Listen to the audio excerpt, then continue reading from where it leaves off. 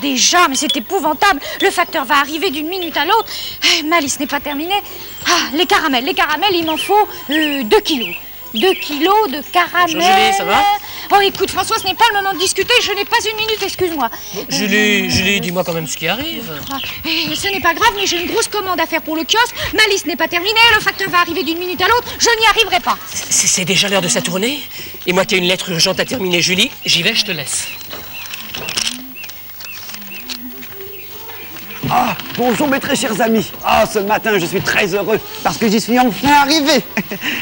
À quoi? Nous voyons à inventer un jeu pour les enfants de l'île aux enfants. Pour eux et pour vous. Ah, je vais devenir très populaire. Presque plus de bonbons acidulés. Il faut absolument que j'en commande. Bon. Ah, mais oui, ma seconde liste. Mais qu'est-ce que j'en ai fait? J'ai dit j'ai perdu. Mais alors... Bonjour, Julie. Je n'y arriverai jamais, alors. Ça fait la seconde fois que je la perds. Faut que je la recommence. Ah ben, frère Casimir, qu'est-ce qui t'arrive? Tu es fou! Mais enfin, écoute, je t'ai d'abord dit bonjour doucement, et puis tu n'as pas entendu, alors j'ai cru que tu étais sourde. Alors c'est pour ça que j'ai parlé. Non, mais écoute, je m'en fiche. Je n'ai pas le temps d'écouter tes explications. J'ai une grosse commande à faire. Ah ben, à propos, tu m'as pas apporté ta commande de caramel à la moutarde et de dragées au poivre. Mais non, j'ai oublié. Écoute, je vais la chercher tout de suite, hein.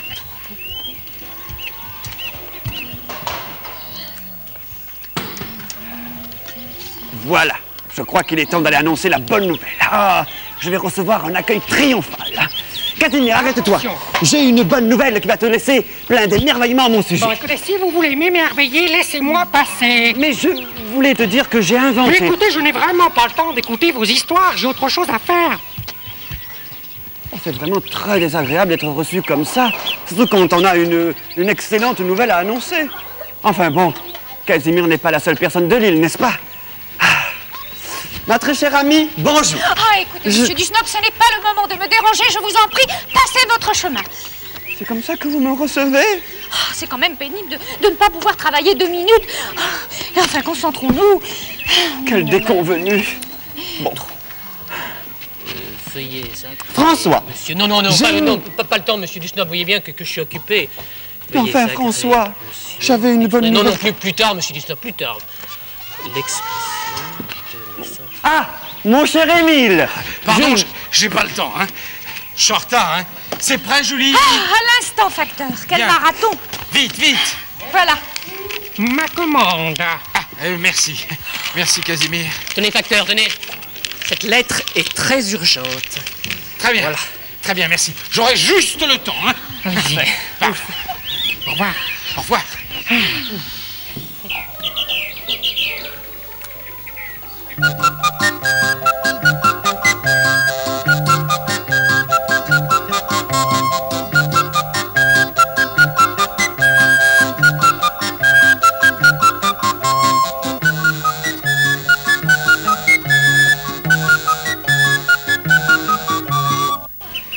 Ah, pour sûr que c'est agréable de pouvoir se reposer dans ce jardin après une journée de rude labeur, hein. Vous avez tout à fait raison, facteur.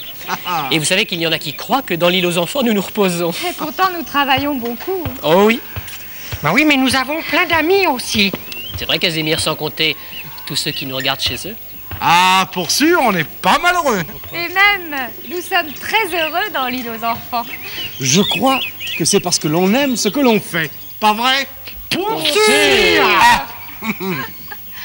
Eh bien, monsieur Dusnob. Mais qu'est-ce qui lui arrive à Il a fait celui-là? ses valises. Mais regardez sa tête. Oh, pour sûr, il quitte l'île. Mais enfin, mais c'est pas possible, monsieur Dusnob. Il faut faire quelque chose. Allons-y, oui. Monsieur Dusnob, où allez-vous?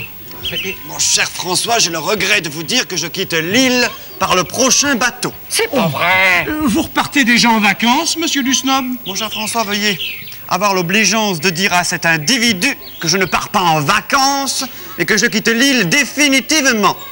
Mais c'est incroyable. Mais pourquoi? Parce que je me suis aperçu amèrement que mes soi-disant amis ne m'aimaient pas. Monsieur Dusnob, vous pensez pas ce que vous dites. Ah, et qu'étant inutile sur cette île, il était préférable pour moi de la quitter et de vous oublier à jamais. Mais monsieur Dusnob, c'est impossible, vous ne pouvez pas faire ça. Plus rien ne me retient ici, Casimir. Non, enfin, c'est impossible, moi. Que vais-je devenir sans vous? Je ne te suis pas indispensable. Mais si, enfin, monsieur le snob, vous êtes le seul qui apprécie mes sculptures, mes peintures, mes dessins, mes jeux de mots. Que vais-je devenir sans vous?